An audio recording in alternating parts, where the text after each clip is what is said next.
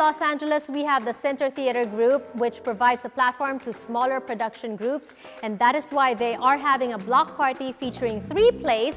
One of those is our very own Bloodletting. I'm saying that it's our own because it talks about some Filipino sensibilities, Filipino culture, Filipino tradition of Aswang, and it's written by a Filipino playwright. Here is the story behind the story in So Local.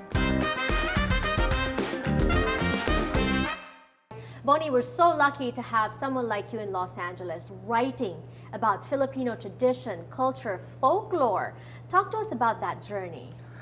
Well, my work is always rooted in the culture. My parents immigrated here. My grandma came to live with us, so it's a bilingual household. The food, very close with my brother, and all of our cousins lived within the same neighborhood.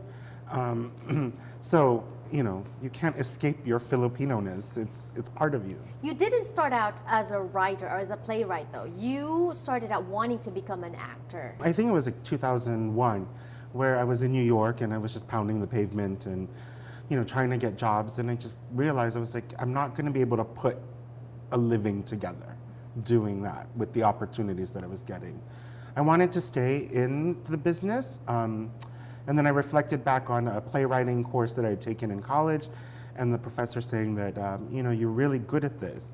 So I moved back in with the parents in the Bay Area, started taking playwriting classes, and then landed at USC in the MFA writing program. And you didn't totally turn your back on acting because you're now back acting on your own play that you wrote called Bloodletting, and it actually has a limited engagement, limited run for Center Theatre Group. Right. Tell us about that. It's at the Kirk Douglas, part of this exciting program called LA Block Party, which celebrates smaller, intimate LA theaters. And it's a 2-week run, and I'm in it, so I'm kind of doing double duty as well. Tell us about Bloodletting. What's it about? It is, it's about Aswangs, which is kind of like a beloved, scary mythology. I don't really think it's mythology. I think it's real.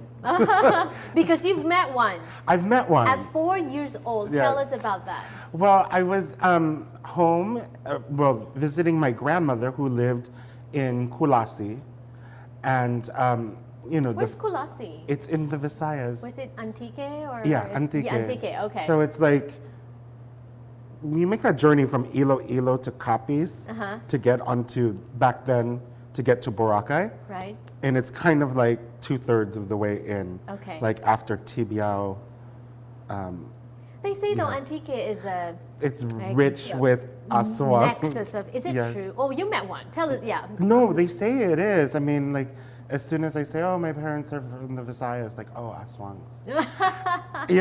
Right. And there's rumors, Right. Your one auntie, she, Aswang. Oh, Yeah. oh, that's scary. It's very, So we're hitting close to home Yes. now. Tell us about your experience with meeting one at 4. Well, they said that you have to go and like pay proper respect so that the Aswang doesn't curse you. Right?